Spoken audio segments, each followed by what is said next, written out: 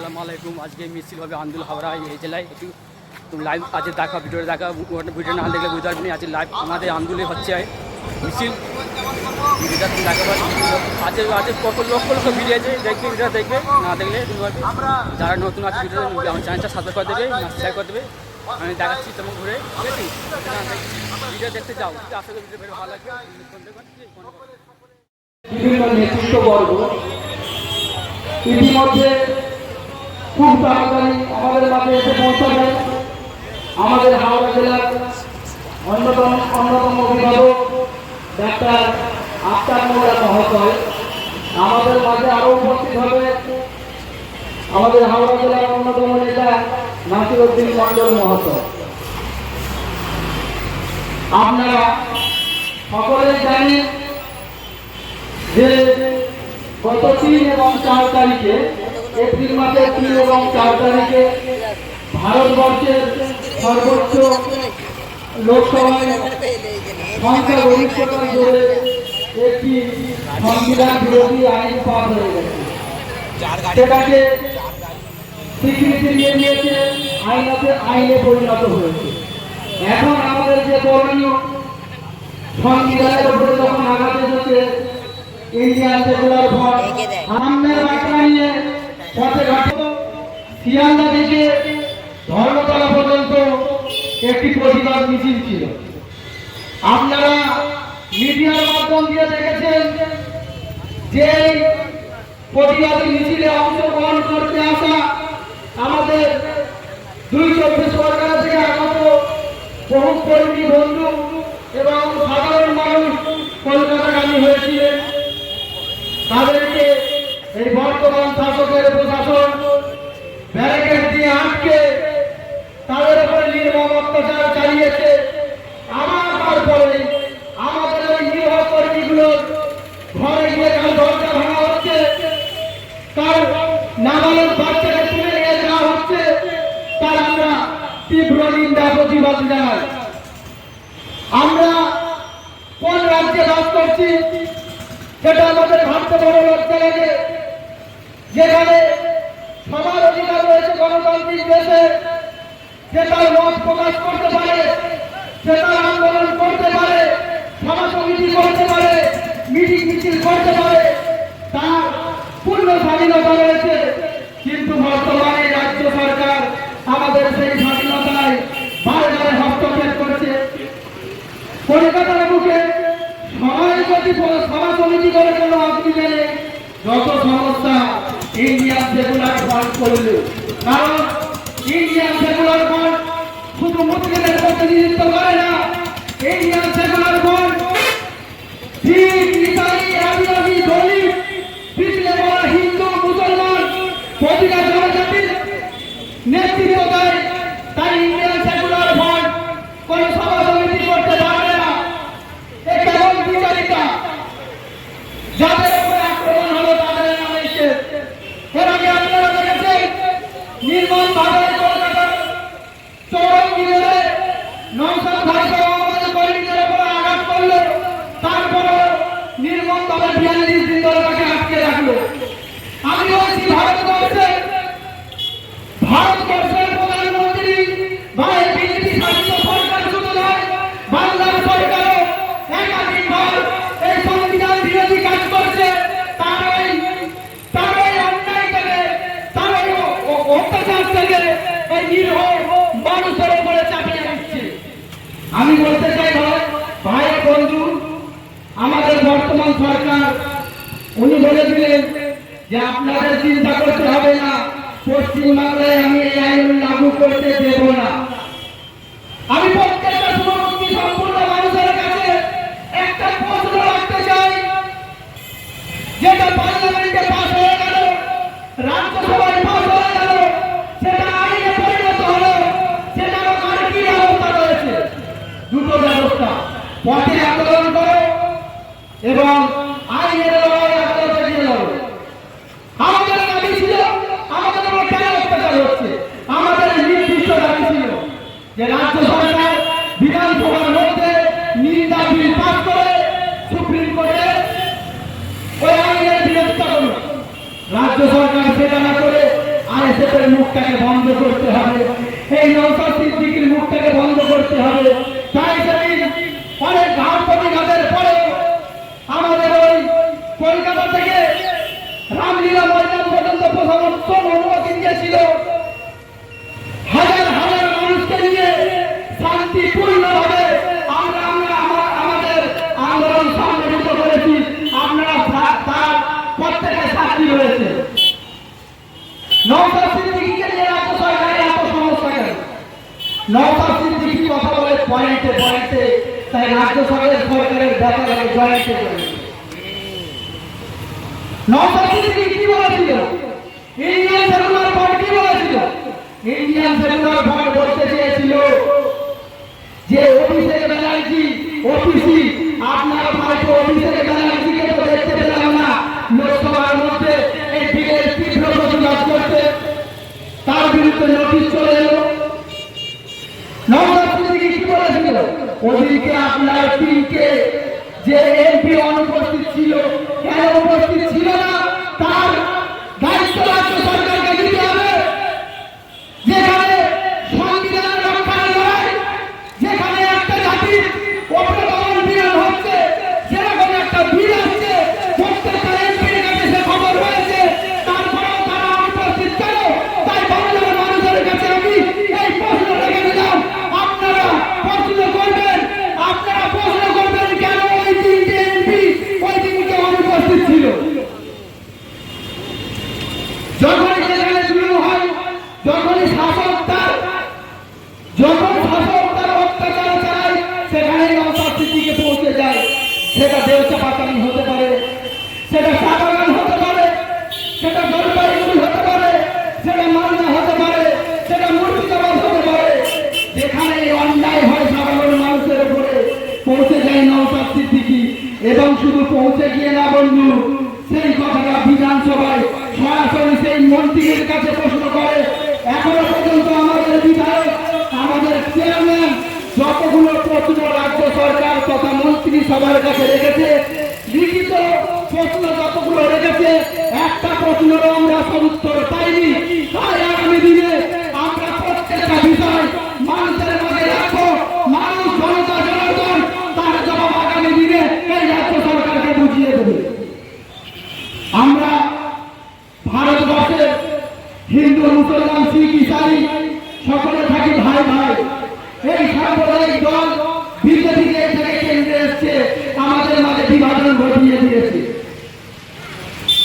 আজকে ভাই যারা ওই কলকাতায় রামলীলার ময়দানের কাছে বাস থেকে যদি জোরপূর্বকভাবে একটা ধর্মীয় পতাকা তুলতে বাধ্য করে, তারও আমরা তীব্র নিন্দা জানাই এবং প্রশাসনকে অনুরোধ করবো এটা ভিডিও ফুটেজ বার করে তার সঠিক তদন্ত করে তাদেরকে আইনের আওতায় এনে তারপরে আমরা আবার দেখলাম ওই কলকাতার রাজপথে বিশেষ কিছু সাম্প্রদায়িক মনোভাবপূর্ণ মানুষ বিশেষ এক সম্প্রদায়ের গাড়িকে লক্ষ্য করে তাদের গাড়িতে পতাকা লাগিয়ে দিচ্ছে। কেন বন্ধু? আমার জনসাধারণের কাছে রাখতে চাই।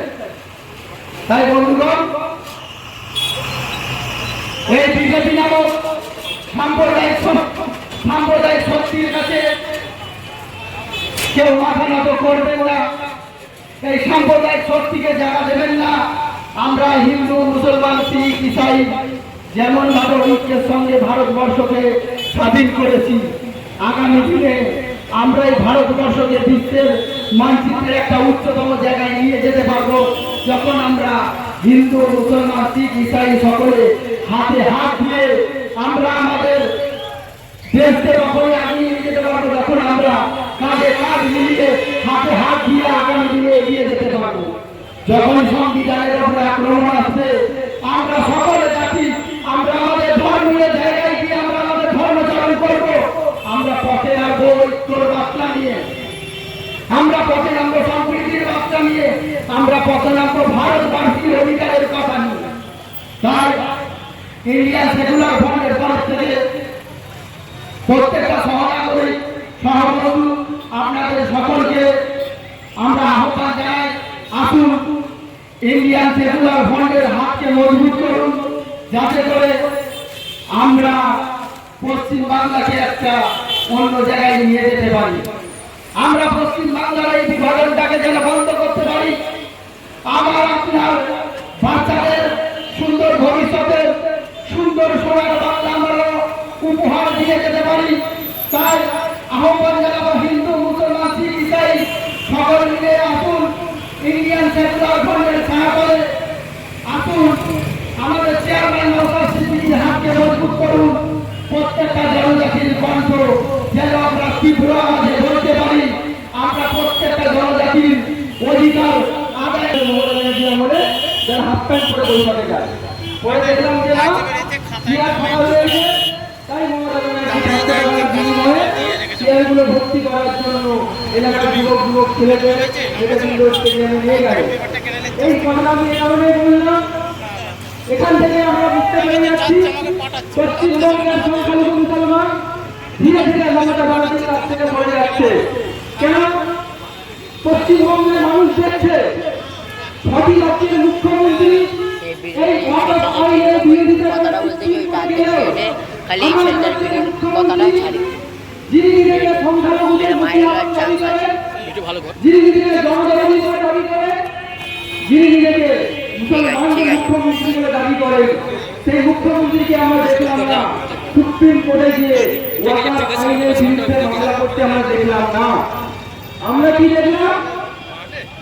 যেই আইনের বিধায়ক নওশাদ সিদ্দিকীকে মমতা ব্যানার্জি এবং তার দলবলের লোকেরা সকাল থেকে রাত পর্যন্ত বিজেপির দালাল বলে আক্রমণ করে, সেই এই লোকটা সুসমাদা বসে বসে সবাইকে বোতলা ছুট যাচ্ছে। আমাদের চেয়ারম্যান বলে গেছে আমরা যখন একটি আইনের বিরুদ্ধে লড়াই করছি আমাদেরকে সজাগ থাকতে হবে, সচেতন থেকে এর বিরুদ্ধে লড়াই করতে হবে। কেন? আমরা যখন আইনের বিরুদ্ধে লড়াই করছি এখানে আমাদেরকে দেশদ্রোহী সন্ত্রাসী বলে তকমা দেওয়াটা খুবই সহজ। তাই যখন আমরা আইনের বিরুদ্ধে রাস্তায় নামছি আমাদের দুরকম ভাবে রাস্তায় আন্দোলন করতে হবে। একটা হচ্ছে গণতান্ত্রিক প্রক্রিয়ায় শান্তিপূর্ণভাবে নন মুসলিমদের সঙ্গে নিয়ে এই ওয়াকফ আইনের বিরোধিতা করা, আর একটি হচ্ছে দেশের সর্বোচ্চ কার্যালয়, দেশের সর্বোচ্চ ন্যায়ালয় সুপ্রিম কোর্টে মুভ করতে হবে। আমরা কি দেখলাম? যে মমতা ব্যানার্জি নিজেকে সংখ্যালঘুদের মুক্তিরা বলে দাবি করেন, সেই মমতা ব্যানার্জি সুপ্রিম কোর্টে ছুটে গেল না, সুপ্রিম কোর্টে ছুটে গেল যারা মমতা ব্যানার্জি নওশাদ সিদ্দিকীকে বিজেপি দালাল বলে, সেই নওশাদ সিদ্দিকী সুপ্রিম কোর্টে ছুটে গেল, অথচ মমতা ব্যানার্জি সুপ্রিম কোর্টে ছুটে গেল না। এখান থেকে বলে যাচ্ছে কে কার দালাল। মানুষ ধীরে ধীরে মমতা ব্যানার্জির বহুমুখী বুঝতে পারছে।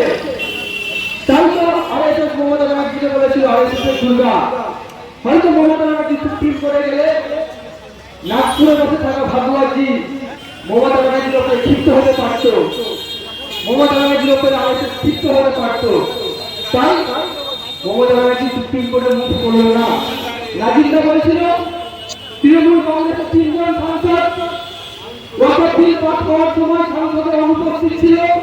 এই কোয়েশ্চেন করার জন্য নওশাদ সিদ্দিকী নামে মানহানি মামলা নোটিশ পাঠিয়েছিল অভিষেক বন্দ্যোপাধ্যায়। যাই হোক, তার প্রত্যুত্তর আমার দলের চেয়ারম্যান দিয়েছে।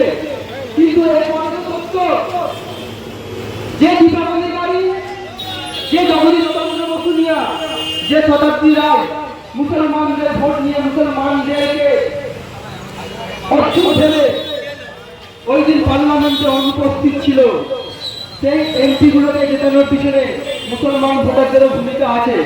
কিন্তু শতাব্দী রায়, দীপক অধিকারী এবং জগদীশ চন্দ্র বসুনিয়া পার্লামেন্টের অনুপস্থিত থেকে তার সুবিধা করে দিল। এটা আন্দোলনের মানুষকে বিবেচনা করার জন্য করবো।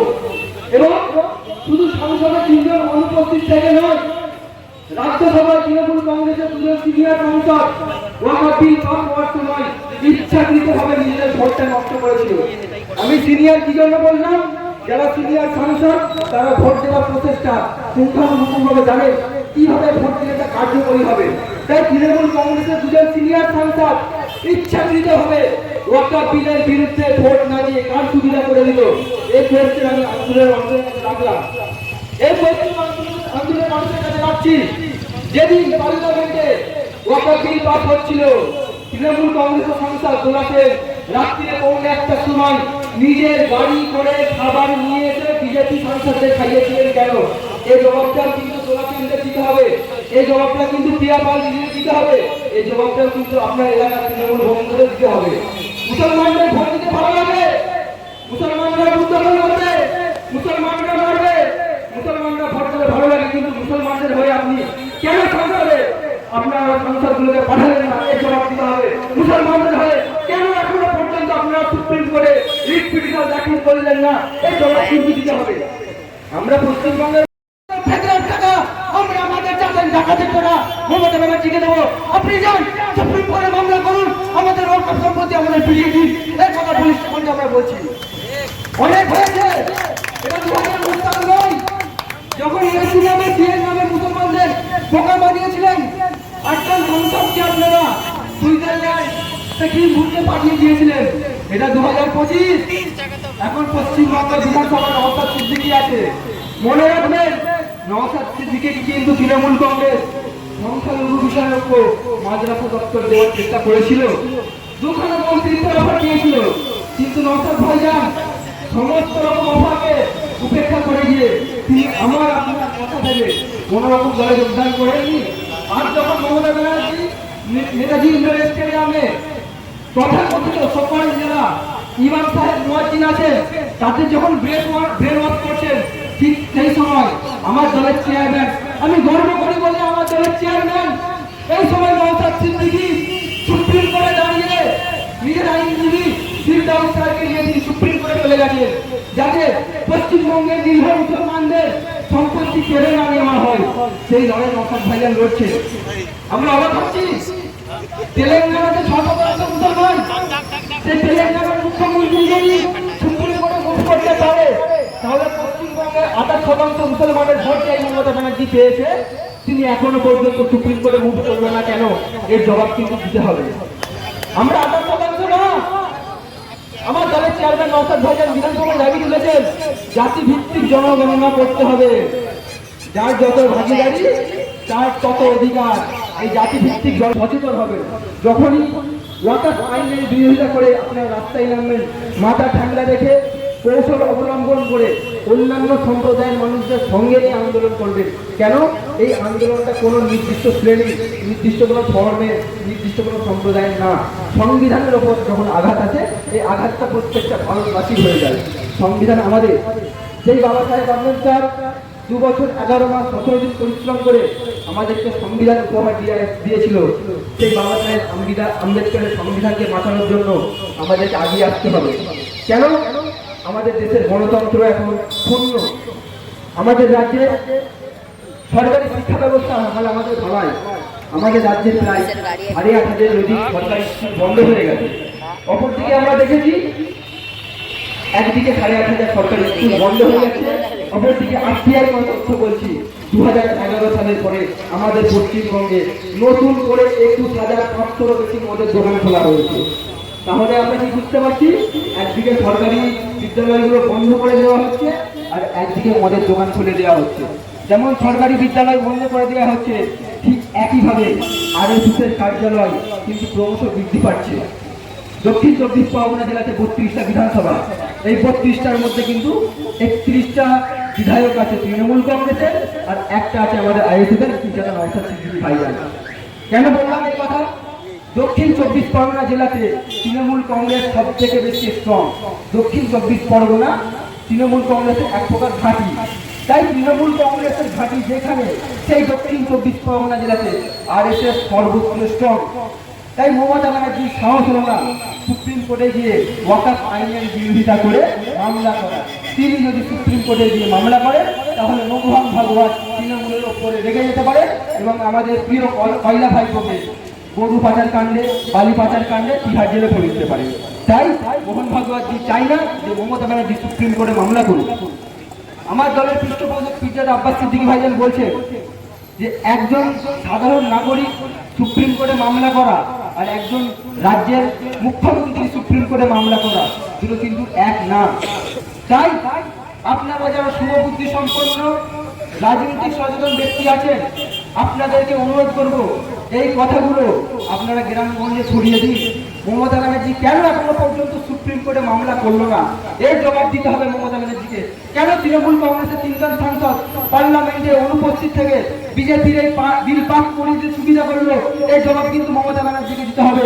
কেন তৃণমূল কংগ্রেসের রাজ্য সভার দুজন সাংসদ ইচ্ছাকৃতভাবে নিজের ভোটটা বিনষ্ট করে বিজেপি সুবিধা করে দিল, এই জবাব মমতা ব্যানার্জিকে দিতে হবে। কেন ওয়াকফ বিল ভোট চলাকালীন তৃণমূল কংগ্রেসের দলাতে নিজের গাড়ি করে খাবার নিয়ে এসে বিজেপির সাংসদদের খাওয়ালেন, এই জবাব কিন্তু মমতা ব্যানার্জিকে দিতে হবে। মমতা ব্যানার্জি, আপনি শুনে রাখুন, যে সমাজ আপনাকে কালীঘাট থেকে তুলে 14 তলায় বসাতে পারে, সেই সমাজ যদি মনে করে আপনাকে 14 তলা থেকে নামিয়ে কালীঘাটে বসিয়ে দেবে, চা বিক্রি করে আপনাকে খেতে হবে মমতা ব্যানার্জি। কেন এই সম্প্রদায়কে নিয়ে, এই জাতিকে নিয়ে আপনি ইচ্ছা তাচ্ছিল্য করেছেন? আমরা 2006 সালে সার্চ কমিটি রিপোর্ট পড়েছিলাম এবং সেখানে আমরা পড়ে অনুধাবন করেছিলাম ওয়াকফ বিলে অ্যামেন্ডমেন্টের প্রয়োজন আছে, কিন্তু অ্যামেন্ডমেন্টের নামে বিজেপি আমাদের সম্পত্তি কেড়ে নিতে চাইছে। কিন্তু এতদিন ধরে আমি শেখ সাবির রহমান, আমি দায়িত্ব নিয়ে বলছি, পশ্চিমবঙ্গের কোনো একজন সাধারণ মানুষ বলুক যে আমার পরিবারের সন্তানটা, আমার পরিবারের মেয়েটা ওয়াকফ বোর্ড থেকে 4 আনা সহযোগিতা পেয়েছে? একটা মুসলমান বলতে পারবে না। উপরন্তু আমরা কি দেখেছি, হাজি মহসিন সাহেবের স্কলারশিপটা বন্ধ করে দেওয়ার একটা পরিকল্পনা চলছে। কোন হাজি মহসিন সাহেব?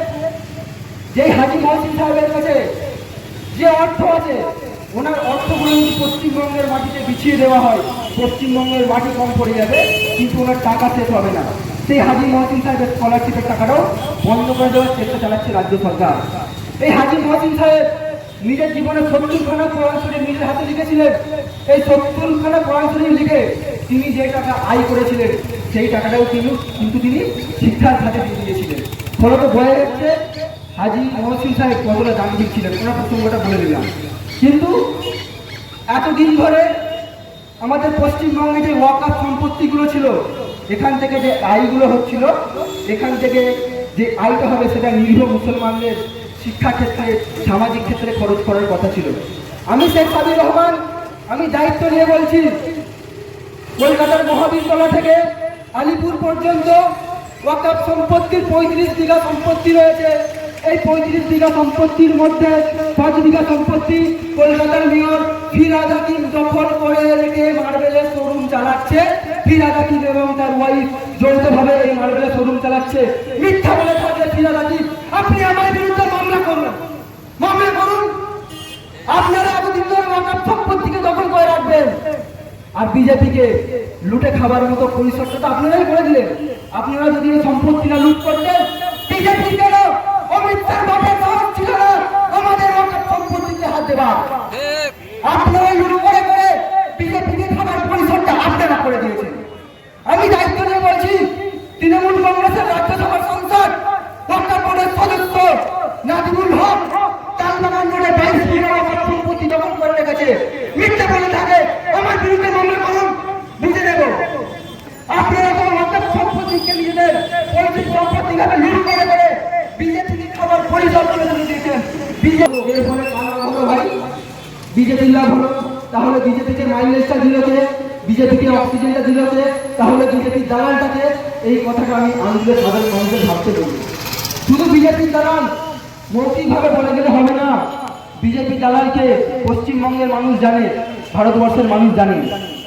পশ্চিমবঙ্গের মানুষ এটাও জানে, বাবরি মসজিদ ধ্বংস করার পর মমতা ব্যানার্জি কেন বিজেপির সাথে জোট করে ভোটে অংশগ্রহণ করেছিল।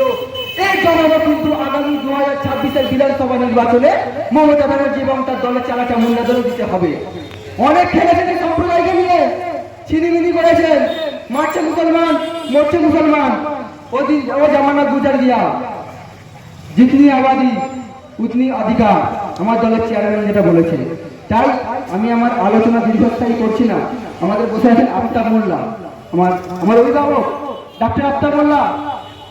আমরা স্টোন ফান্ডের পক্ষ থেকে যেমন হাওড়া গ্রামীণের, হাওড়া জেলার সমস্ত মহিলাদের নিরাপত্তা সুনিশ্চিত করার দাবিতে এবং 24x7 একটি ল্যান্ডলাইন নাম্বারের দাবিতে যখন আমরা হাওড়া এসপি গ্রামীণ অভিযান করেছিলাম, তখন আমাকে দীর্ঘ 12 ঘন্টা 5 থানাতে একই চেয়ারে, একই টেবিলে, একই ঘরে 12 ঘন্টা আমাকে আটক করে রেখেছিল।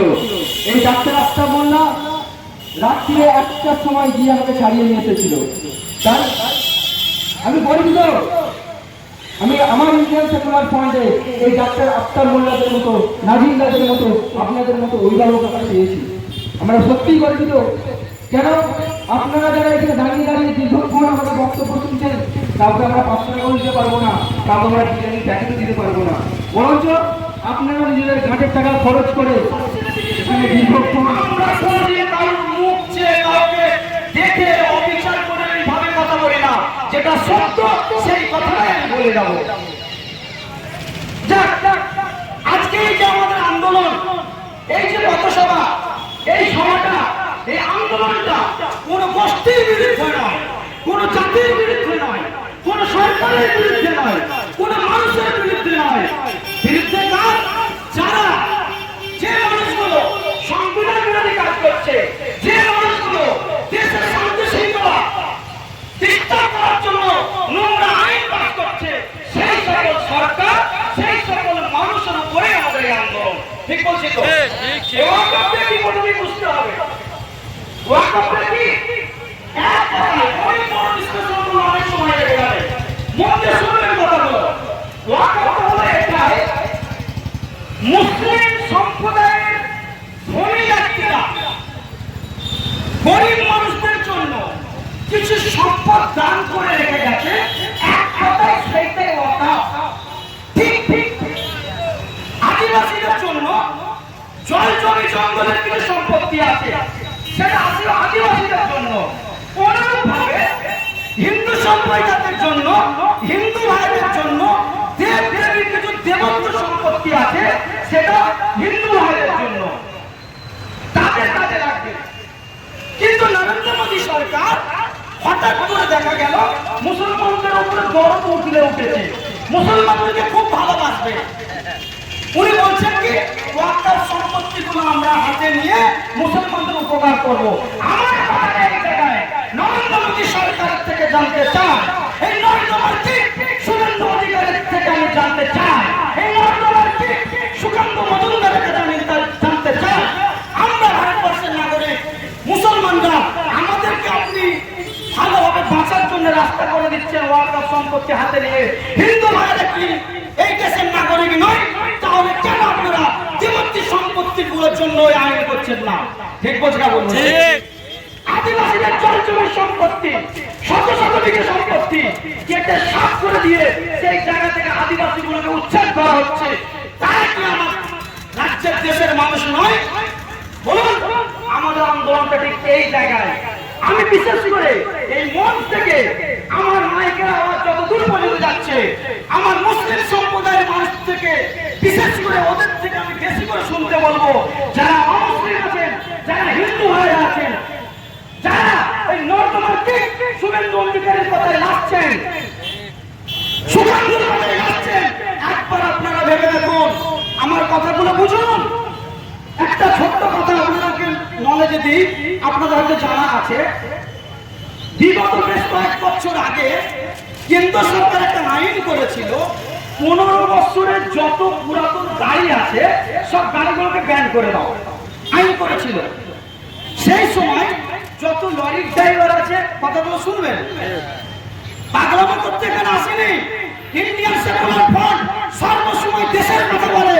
তাই জন্যই তো যখন আমরা শিয়ালদায় যাই, বর্তমান শাসক দলে কিছু চটিকেটা পুলিশ আমাদেরকে আটকাবার চেষ্টা করে। ঠিক বলি না? বলুন, আমরা সত্য কথা বলি তো? ঠিক কথা।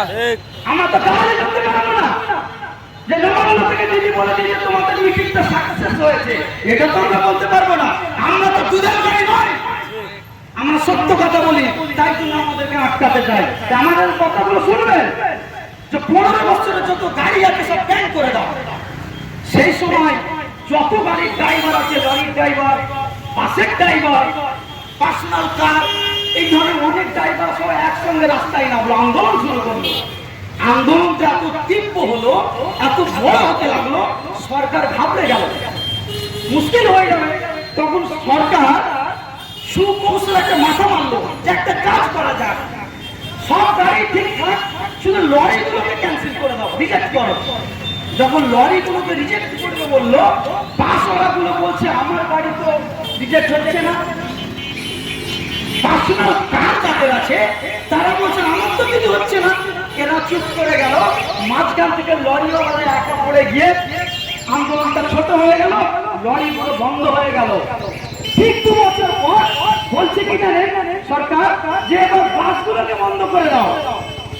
বাসওয়ালারা যখন আন্দোলন করার জন্য ডাকলো, লরিওয়ালারা বলছে দূর ভাই, আমার বেলায় তো তুমি আমার পাশে থাকলে না, তুমি তোমারটা সামলাও। বাসওয়ালারা একা পড়ে গেল।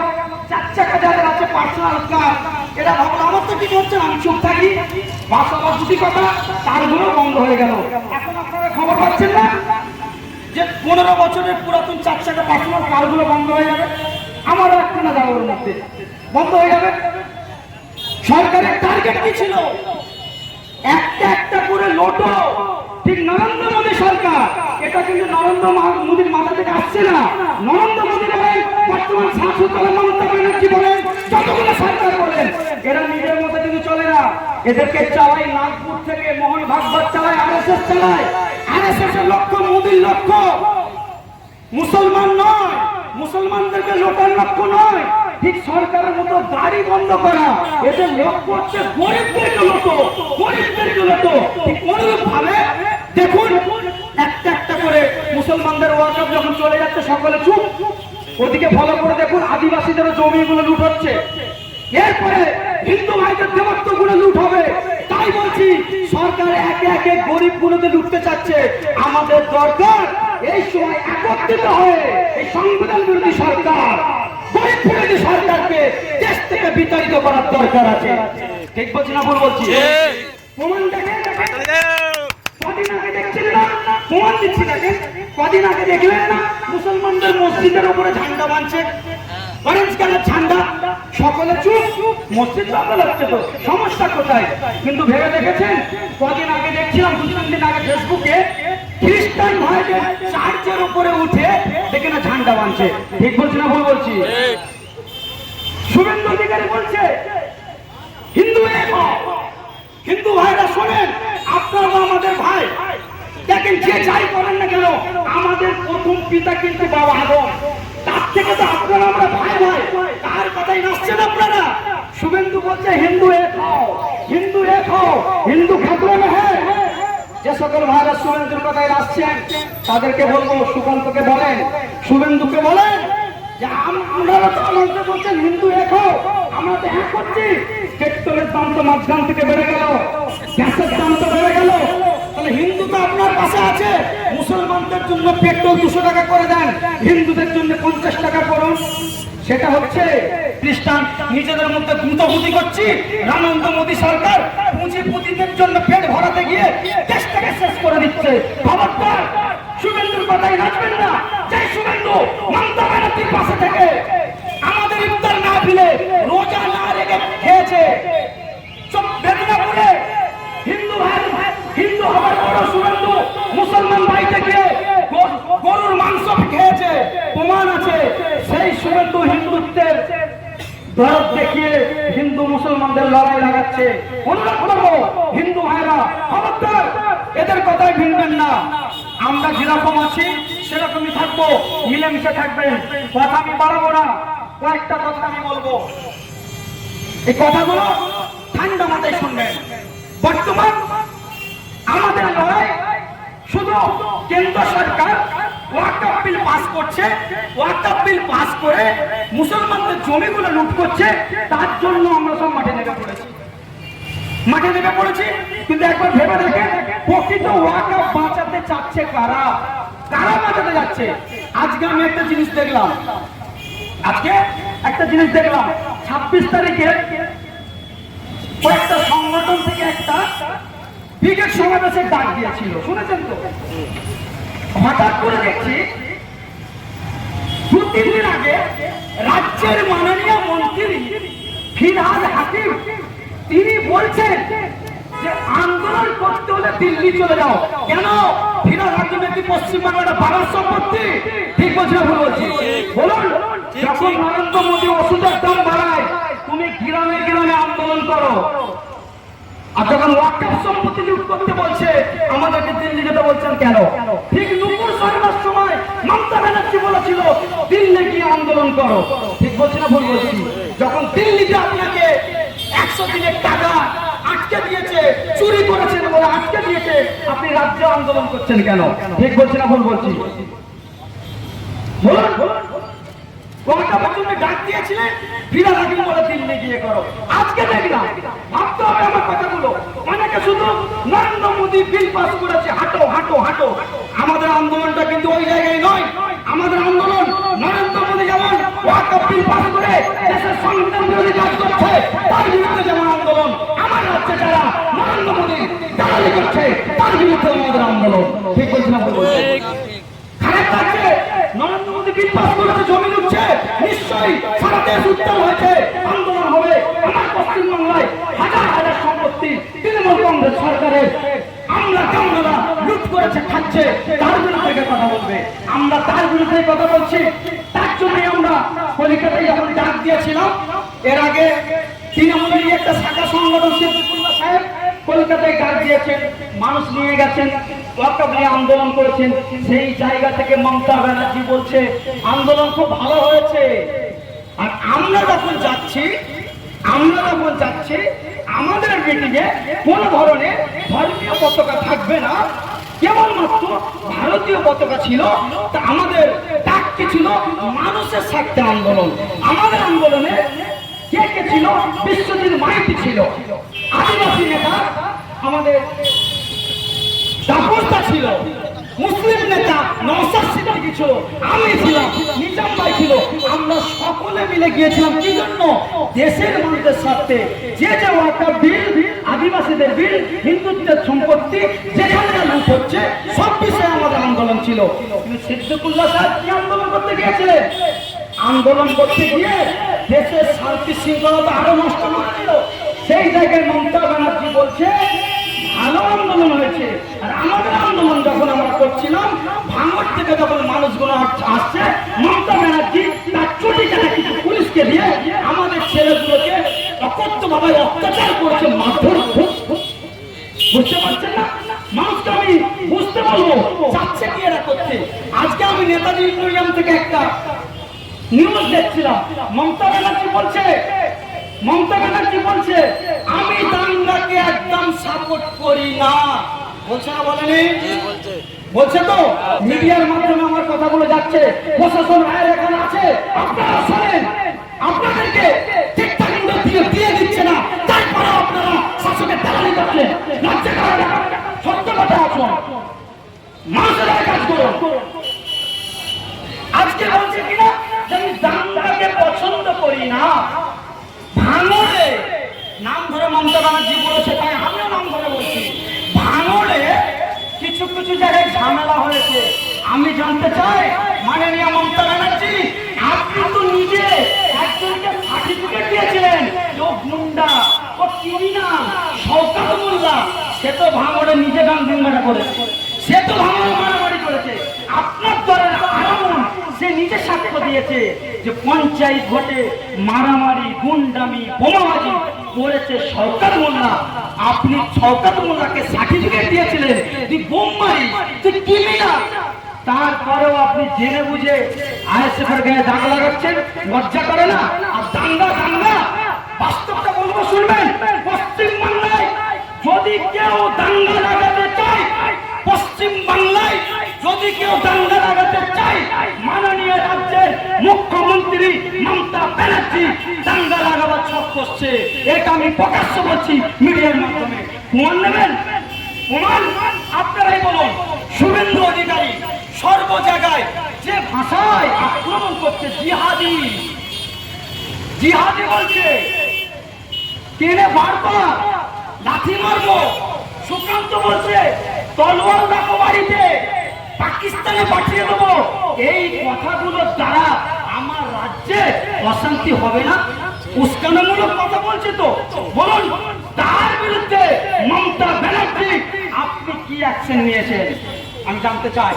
বলুন, হঠাৎ করে আইএসএফ এর প্রোগ্রাম হবে শিয়ালদায়, কোন পার্টির নেতা কোচ দিয়ে যাবে? আইএসএফ এর কটা নেতা আছে তার খবর আপনি পাচ্ছেন, তার বাড়িতে পুলিশ পাঠাচ্ছেন। ওপেন শুভেন্দু অধিকারী, সুকান্ত মজুমদার আর একজন ওই টাকলা কি নাম জানো, কৌস্তব বাগচি, কংগ্রেসে ছিল, এখন আরএসএস করছে, বিজেপিতে গেছে।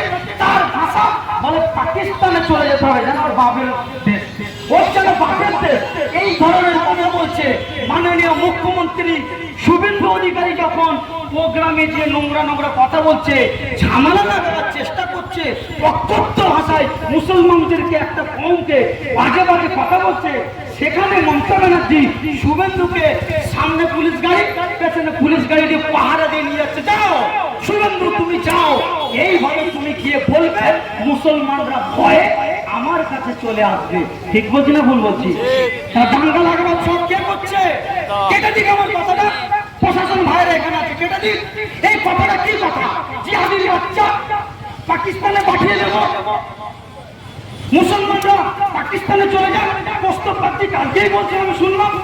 বলুন, এই কথাগুলো যখন বলছে মুখ্যমন্ত্রী মমতা ব্যানার্জি, সামান্যতম কোনো অ্যাকশন নিয়েছে? ভাই কোনো অ্যাকশন নিয়েছে? আমার শেরপুরে একটা, হাওড়া জেলায় আমার জেলার মধ্যে একটা ঝামেলা হয়েছিল, জানেন? ঠিক সেই জায়গায় আমার এলাকার ছেলেরা বলেছিল, নওশাদ ভাইজান বলেছিল, চলো আমরা এলাকায় যাবো। আমি বললাম না ভাই, যাওয়ার দরকার নেই। এলাকার মানুষরা বলছে নওশাদ ভাইজানকে ডাকো, আসার দরকার। নওশাদ ভাইজান বললো না, আমি যদি এই সময় যাই, মুসলমানরা হয়তো আবেগে পড়ে কি করবে, একটু মার খাচ্ছে, খাক, আমি যাবো না। সেই জায়গায় নওশাদ ভাইজান গেল না, কিন্তু মাননীয় মুখ্যমন্ত্রী শুভেন্দুকে পাইলট কার্ড দিয়ে সেই জায়গায় পাঠালো। শুভেন্দু দিয়ে মিথ্যা মিথ্যা কথা বলে দাঙ্গা লাগাবার পরিকল্পনা করে দাঙ্গা করেই ফেলেছিল। বলুন, আমি জানতে চাচ্ছি কি করতে যাচ্ছে মাননীয় মুখ্যমন্ত্রী। সেই জন্য আপনাদেরকে অনুরোধ করব, এই শুভেন্দুর কথা শুনে, সুকান্তর কথা শুনে নিজেদের মধ্যে খবরদার অশান্তি ঝগড়া করতে যাবেন না, মিল মহব্বতের সঙ্গে থাকবেন। এখানে কয়েকটা কথা আমি আপনাদেরকে বলছি, আপনারা একটুখানি শোনেন।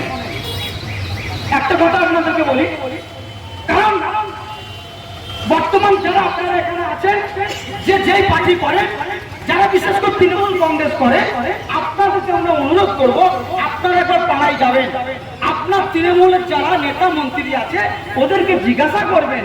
ইমাম সাহেব হাজরাতদেরকে বলছি, ২৫০০ টাকা নিয়ে আপনারা কি চাচ্ছেন? আপনার মসজিদ যদি বিক্কে যায়, আপনি মেহমানতি করবেন কোথায়? আজকে দেখলাম নেতাগিন্ডরে মমতা ব্যানার্জি ইমামদেরকে ডেকেছে, জানেন তো? ডেকেছে, দেখলাম সেখানে আজকে দেখলাম কিছু হাফ প্যান্ট পরা ইমাম পৌঁছেছে। আপনারা আমাদের মুসলিম ধর্ম অনুসারী আছেন, আমাদের মসজিদে কি হাফ প্যান্ট পরা ইমাম থাকে? মহিলা ইমাম থাকে? বলুন, গলায় তুলসীর মালা পরা এই ধরনের ইমাম থাকে? আজকে মমতা ব্যানার্জি ইমামদেরকে নিয়ে একটা সমাবেশ করলেন, সেখানে দেখলাম আজকে কিছু নতুন নতুন ইমাম দেখতে পেলাম। সাথে সাথে ওই জায়গায় মাননীয় মমতা ব্যানার্জি বলেছে, দিল্লি গিয়ে আন্দোলন করো, আমার এখানে করার দরকার নাই। সেই জায়গায় কিছু ইমাম বলেন আর মানুষ বলেন, তারা চুপ করে শুনছে।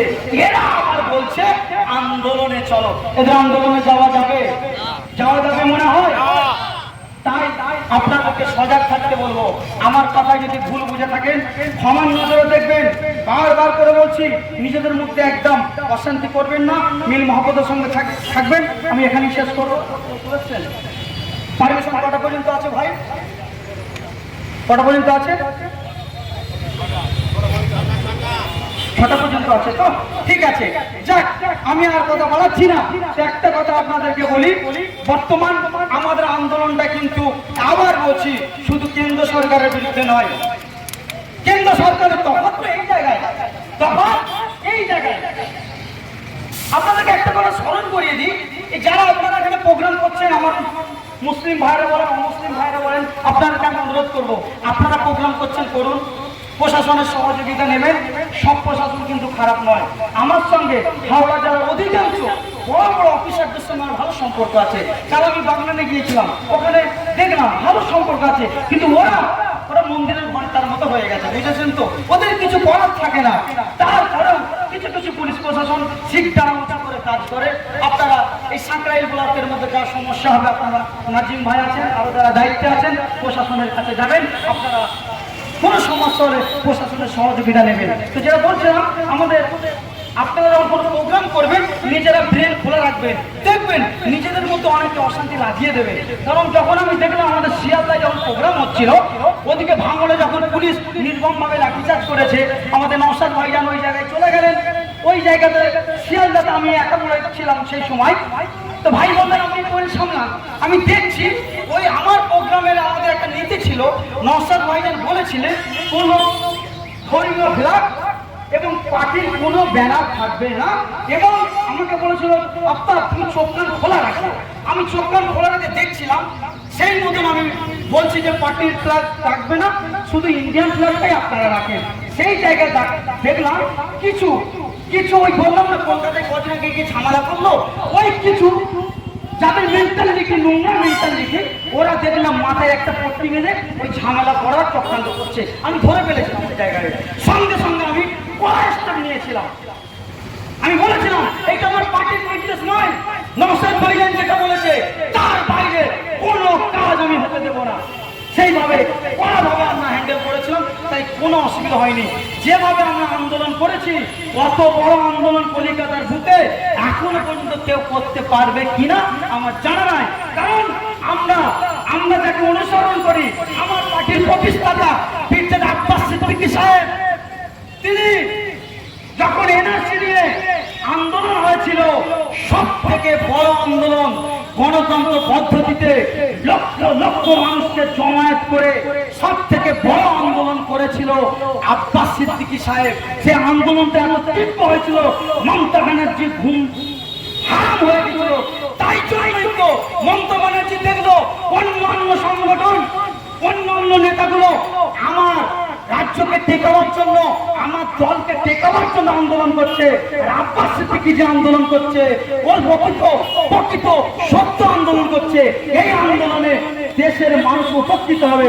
তাই জন্যই এনআরসি নিয়ে যখন ভাই আন্দোলন করছিল, এই মমতা ব্যানার্জির পুলিশ রাত 12টার সময় 1000 পুলিশ আব্বাস ভাইজানের বাড়িতে পাঠিয়েছিল।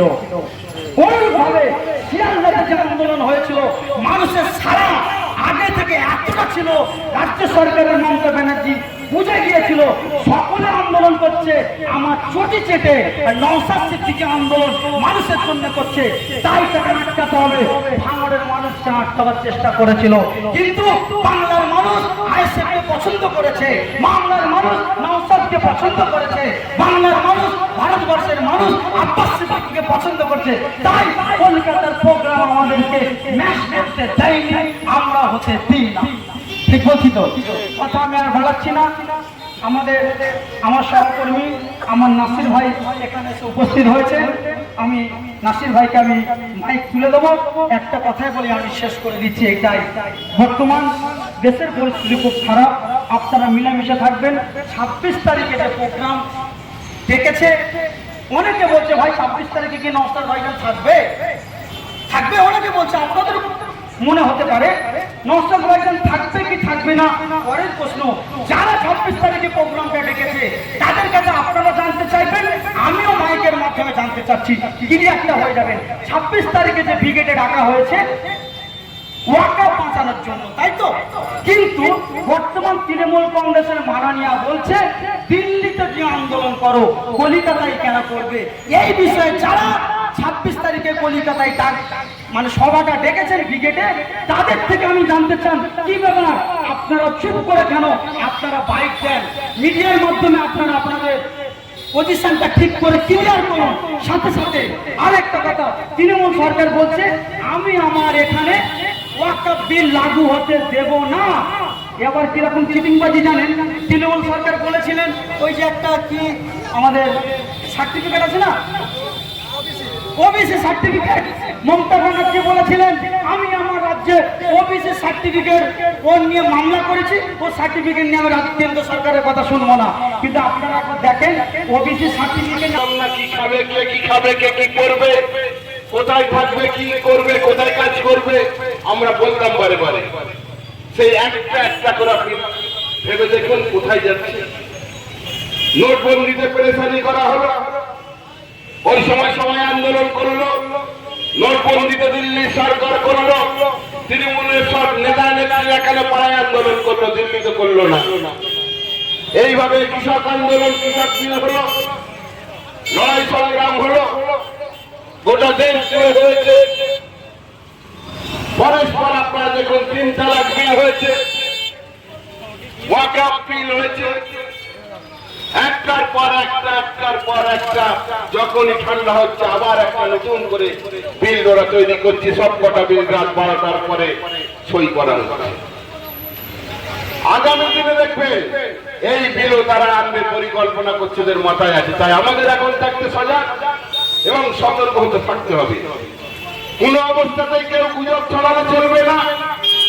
এ বাংলা রবীন্দ্রনাথের বাংলা, বাংলা কাজী নজরুলের বাংলা, স্বামী বিবেকানন্দের বাংলা। একটা চক্র 2026 সালের নির্বাচনের আগে খোলা জলে মাছ ধরতে নেমেছে। শুধু আপনাকে আমাকে একে অপরের বিরুদ্ধে মিডিয়ার মাধ্যমে কিছু গতি মিডিয়াও আছে, তারাল মিডিয়া, তাদের মাধ্যমে তাদের সহযোগিতায় বাংলার ঐক্যের মাঝে আমাদের যেটা কালচার ধ্বংস করে দেওয়া হচ্ছে। শুধু হিন্দু মুসলিম, হিন্দু মুসলিম, হিন্দু মুসলিম সকাল থেকে উঠে এই কাজে তারা লিপ্ত আছে। তাদের এই ধারণা নেই বাজার দর কোথায় গেছে, একদিনও তারা এই কথা বলেনি। চলুন আজকে আকাশ ছোঁয়া মূল্য বৃদ্ধি, ভোজ্য তেলের দাম বেড়ে গেছে। বাংলার রাস্তায় যে সমস্ত উন্নয়নগুলো এখনো বাকি রয়েছে, বাংলার ঘরে ঘরে যাওয়া দরকার। আজকে গ্যাসের দাম বেড়ে যাচ্ছে, কেরোসিনের দাম তো বাড়তে বাড়তে নেওয়া বন্ধ হয়ে গেছে। আজকে হাতের কাছে নিত্য প্রয়োজনীয় যে সব জিনিসগুলো আছে সেগুলো আমরা আপনারা দামে কিনছি। এই সুকান্ত বাবু, এই শুভেন্দু বাবু, এদের মুখে এসব কোনো কথা নেই। এরা এই সমস্ত জনমুখী কাজগুলো মানুষের কাছে পৌঁছাচ্ছেন না। এরা সকাল সন্ধ্যায় হিন্দু মুসলিম করে করে বাংলার যে ঐক্য, যে সংস্কৃতি, কৃষ্টি, কালচারকে ধ্বংস করতে চাইছে। তাই আমি এলাকার সমস্ত জাতীয়তাবাদী মানুষের কাছে আহ্বান করে যাব, খবরদার সজাগ থাকবেন এবং আপনারা সতর্ক থাকবেন। কারণ কবিতার ভাষায় বলে গেছে, ওরা এক বৃন্তে দুটি কূপে ভিন্ন মুসলমান, মুসলিম তার নয়নমণি, হিন্দু তাহার প্রাণ। এই কথাগুলো অতি বাস্তব কথা, ভুলিয়ে দিতে চাইছি আমাদেরকে, আপনাকে। আজকে ভাবতে হবে আমাদের, যে সমস্ত মানুষ এই প্রয়োজনে পা দিয়ে সংঘর্ষে লিপ্ত হচ্ছে, যে দলেরই হোক, যে ধর্মেরই হোক, প্রাণহানি হচ্ছে। রাজনৈতিক সময়, ভোটের সময় প্রাণহানি হয় আমরা জানি, বাকি সময় গোষ্ঠী সংঘর্ষ লাগিয়ে দিয়ে রাজনৈতিক ফায়দা তুলতে চাইবে। যতদিন যাবে, নির্বাচন যত কাছে আসবে, এরা উন্মাদ হয়ে যাবে। কারণ জনভিত্তি বাংলায় বিজেপির নেই, ওরা জানে। বাংলায় ওরা কখনোই ক্ষমতায় আসতে পারবে না, ওরা জানে। মানুষ কেন ওদের ভোটটা দেবে? ওদের এর আগে 18টা এমপি ছিল,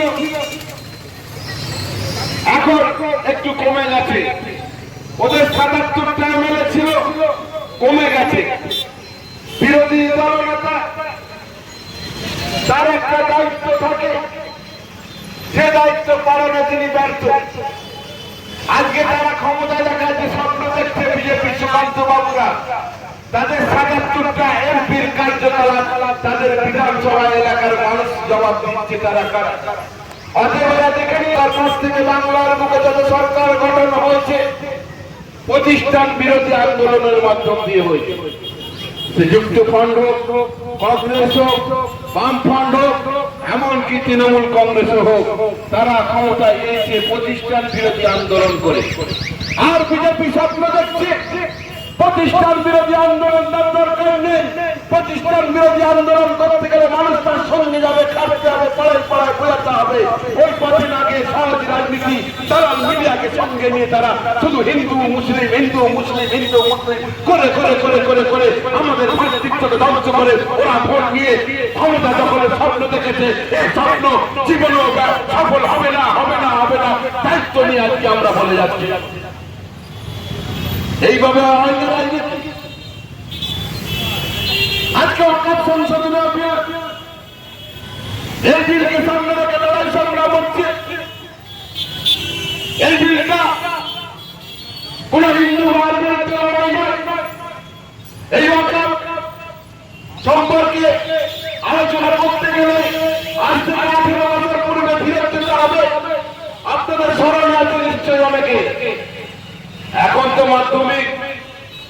10, 8, 7 যেসব ছাত্রছাত্রী স্কুলে পড়ে অর্ধেককে প্রজেক্ট জমা দিয়ে দিয়ে পাস করতে হয়। তখনকার সময় আমরা পড়াশোনা করেছি, খাতা কলমে পরীক্ষা হতো। ওই সময় মাধ্যমিক মানে বিশাল ব্যাপার, 3 মাস বাড়ি থেকে বের হতে দিত না বাবা মা। এই প্রজেক্টে 20 নম্বর পেয়ে সহজে পাস করা যাচ্ছে, পড়াশোনার মানুষ নাই কমে গেছে। একটু স্মরণ করুন, ওই সময় মাধ্যমিকে ফার্স্ট হয়েছিল রাজিবুল ইসলাম বলে একটা ছেলে, মেদিনীপুরে বলে, খুব গরিব ঘরের ছেলে।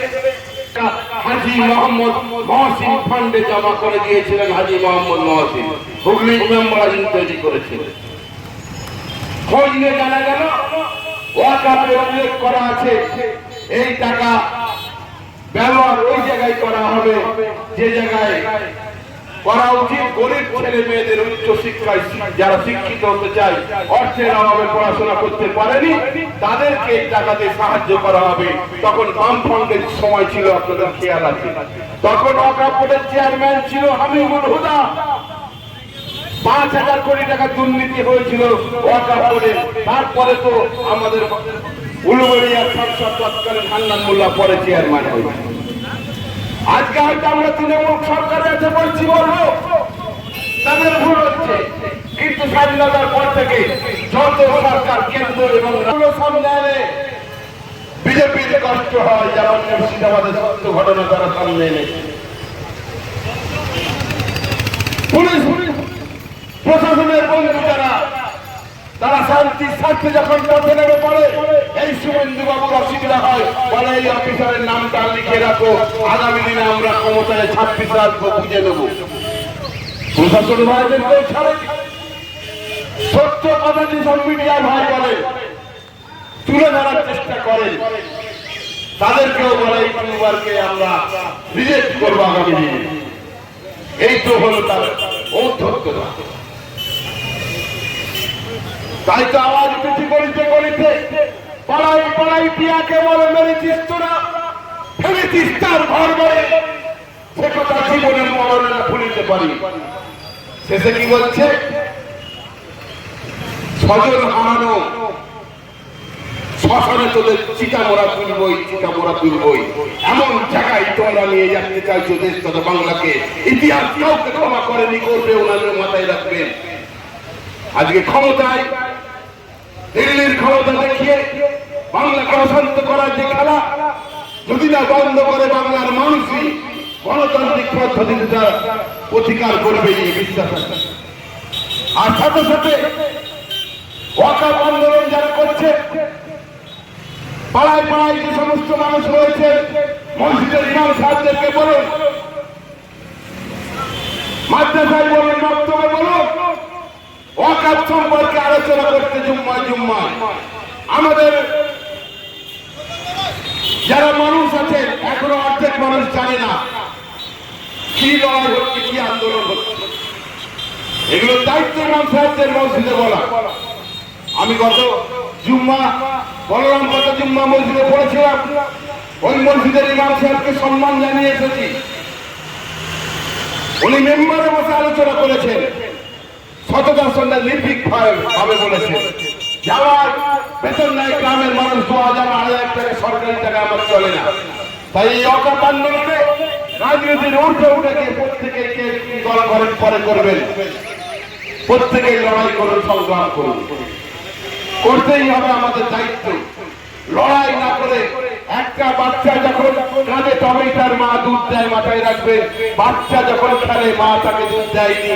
অতএব আমরা যদি চুপচাপ বসে থাকি, আমরা গণতান্ত্রিক পদ্ধতিতে যদি আওয়াজ তুলি, আমরা লড়াই করি, সংগ্রাম করি, আমরা কিন্তু এই আইন বাতিল করতে পারবো না, এটা মাথায় রাখবে। যারা নীরব রয়েছে যে সমস্ত ইমাম মুয়াজ্জিমরা, তার মানে নীরবতায় তার সমর্থন এসে যাচ্ছে, এটাই বলে। নীরবতা কেন আপনারা পালন করবেন? আপনারাই তো আমাদের দিশা দেখাবেন, আপনারাই তো আমাদের নেতা। বলবে এবারে হেসে পাগলা, ঠিক আছে, হেসে পাগলা হয়, কিছু বলতে করতে পারে না, কি আর বলবে।